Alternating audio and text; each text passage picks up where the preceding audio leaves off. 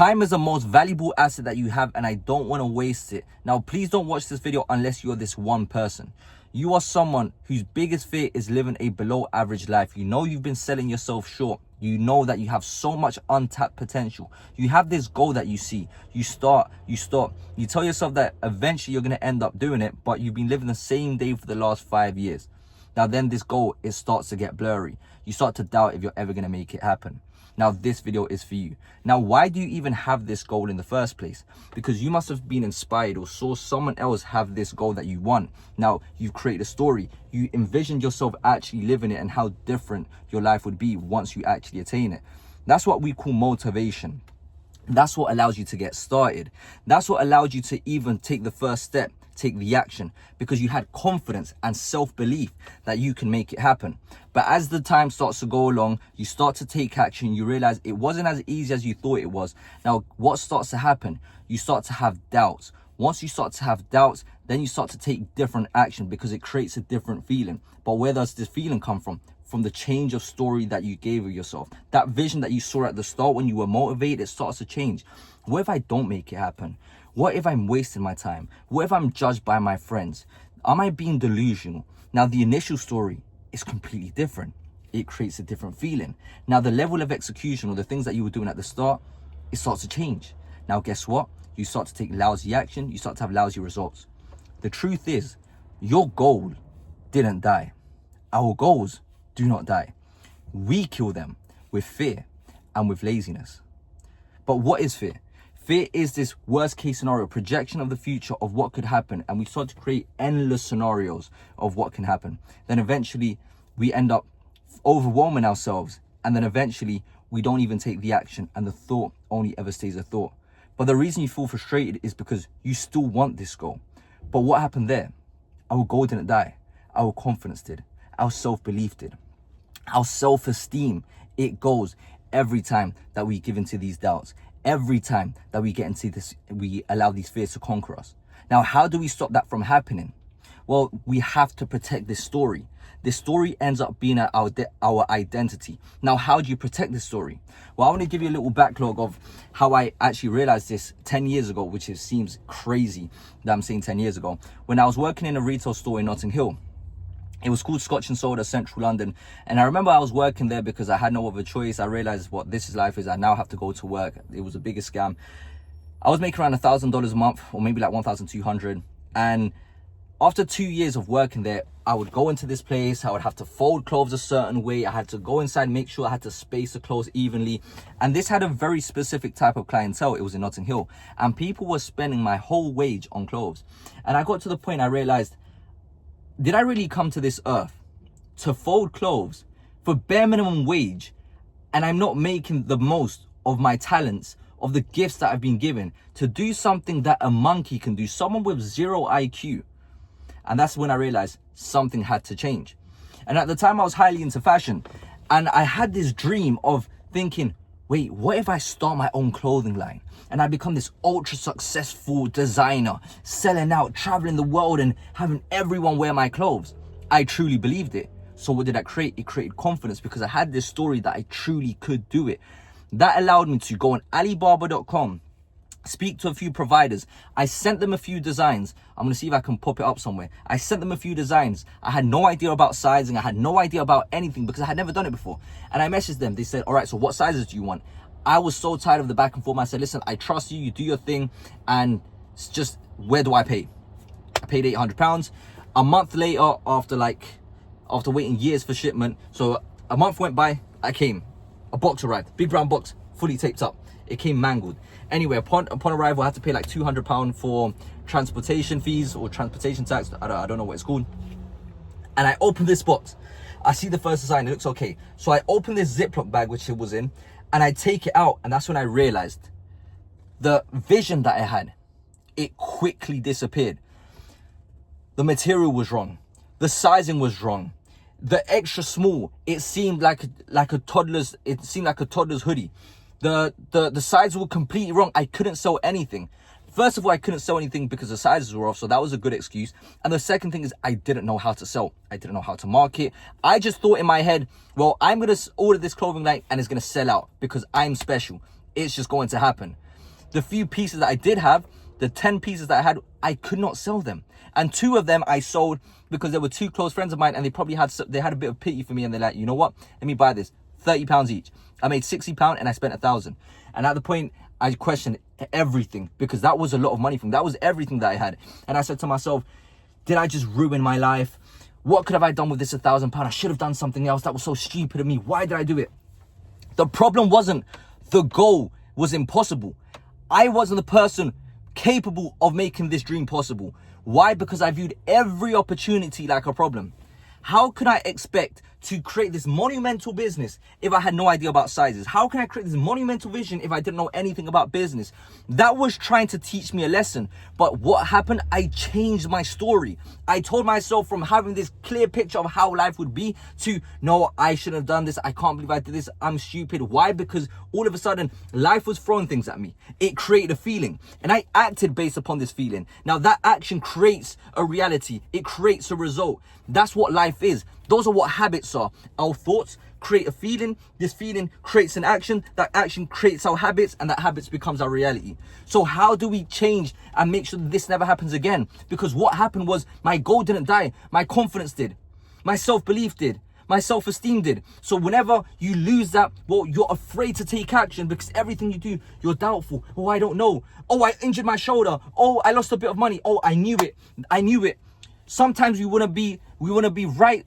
Even when it doesn't go our way, we still want to be right. Oh, I knew I shouldn't have done that. Why? Because you didn't protect the story. The way that you protect the story is by making sure you always protect your state.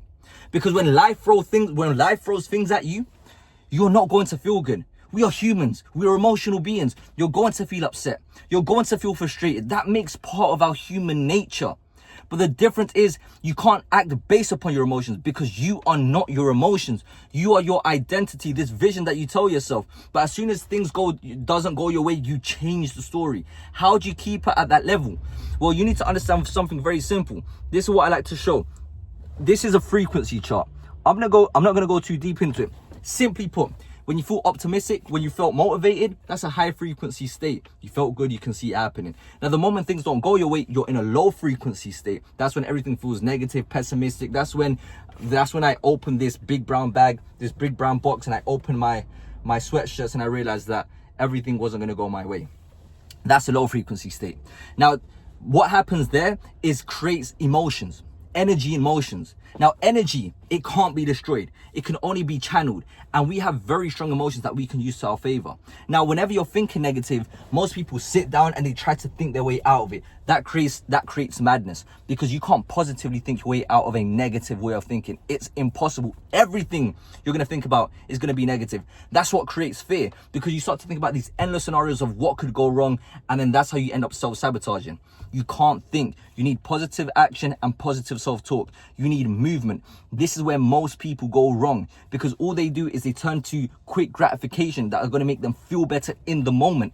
Drinking, smoking, meaningless sex, because it's some sort of achievement. It gives you some sort of high, something to feel good. But then what happens after? You go back to a low frequency state because you feel shame, guilt, and regret. Why did I do that? Why did I run away from doing what I was meant to be doing? It feels freeing in the moment. But the moment you actually try to give up, that's when you feel it's changed. And then that's when you feel stuck on the things that you shouldn't have done. Why did I smoke? Why did I drink? Why did I make that decision? That you're not even thinking about the original problem. Now you've created a new set of series, and that's what leaves you in a low frequency state. Now, the answer will always be movement.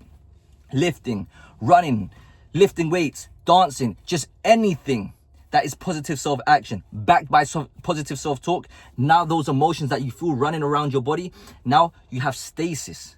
Now you have clarity. Now you can think, and you go back to that situation, and then you realize that you grandize the whole problem. That the only thing that was hurt was your ego, because we have expectations. Oh, I want this outcome by a certain time frame. What is this person thinking? What is that person? There is a lesson that you are not trying to learn from. There is something that you are avoiding. That's why you can go through the same situation, but two different people have two very different outcomes because of the way they saw the whole situation. How do you see the whole situation? The story that you tell yourself. Remember, now you don't have problems. Some person will see it as a problem. One person will see it as an opportunity. Some person will have takeaways and do something different. The other person, it will break them. They'll stay in the same place. Self-pity, have this victim mentality. Which one are you? I was there. It made me feel good when I felt sorry for myself, when I locked myself in, when I would drink, when I would blame everyone. That made me feel good. It made me feel productive for not doing anything. But time was going by. I was 19 when I had this goal. I turned 25. I was still ambitious. I still had goals, but I was still here. Then I realized something has to change. That's when I realized no one was coming to save me. And that's why I had to protect this story. How did I protect my story? Whenever I had hardships, I realized that that isn't my reality. That is something that is trying to teach me something. I took it for myself. I had movement and I stayed and I stuck to the plan. That's how you stay consistent. You have to stick to the plan despite your emotions. And then eventually things will start to change. That's how I went from working a retail job, from being an Uber Eats delivery driver to working full-time on my personal brand. It didn't just magically happen. Did I have headaches? Did I have stresses? Did I have doubts? Of course I did. But I had this vision so clear in my mind that when things didn't go my way, it was my way. It was trying to show me something. Most people try to have the results of someone that's put thousands of reps in when they've only put around 10. Most people get frustrated for not seeing the results for the work that they didn't put in. Why? Because you lose your self-confidence. You lose your self-belief. You lose your self-esteem. Protect it. Protect your frequency. Protect that story. Always take aligned action with the person that you want to be. Now, before you end this video, the takeaway that I want to give you is realize who you want to become. Write down a list of what that person does, how that person speaks, how that person lives, and live in alignment with them. Because you will be tested and you have two people to decide. You will have the person that you currently are, the person that you don't want to be, which is why you want to make that change. Or you would act based upon the person that you do want to become. How would he handle this situation? Is he reactive? Is he feral? No, we have the power of discernment. We have the power of choice. This is the key. And the moment you apply this, your life will change. And that's the key to consistency. Because you don't have to think about tomorrow's problems. Get through today's. Tomorrow will have its own set of problems. Most people trying to fix next year's problem when they haven't even gone through today's. That is the key of consistency. Focus on what you have to do today and take action today. The key is to make sure you always take aligned action regardless of how you feel. Because how long has it been since you said you're going to change? What is it costing you to not take action? What is it costing you to be in the same position? Because 10 years will go by, 20 years will go by, and the last thing you ever want to ask yourself is, what could have I been if I just took the action? What could have I been if I didn't make so many excuses? Now, this is what I don't want for you. I want you to look back and realize, I'm glad that happened to me, because that's exactly what I needed. Because it only makes sense looking backwards, because where you are now, it seems like the end of the world. But when you get through it, you'll realize it's only a phase, it's only a moment. Life is a build-up of moments. Life is just days. Life is a cumulative of days. So to win at life, you just have to win the day. And that is a choice that you make. So what are you going to choose to do? Are you going to choose to complain and stay in a situation where you don't want to be in? Or are you going to start to choose and realize that I am the only person that is responsible for the life that I want? You are born looking like your parents, but you die looking like your decisions. You are not condemned to be the person that you are. You are condemned to be the person that you choose to be. You are your identity, and identity is a state of being, what you decide to do. And you choose that the moment you decide to change, and that is now. If you haven't already, make sure that you like, comment, and subscribe. Put down in the comment section what was your biggest takeaway. That being said, love you guys. That is soon we're out. We do not miss. Let's go.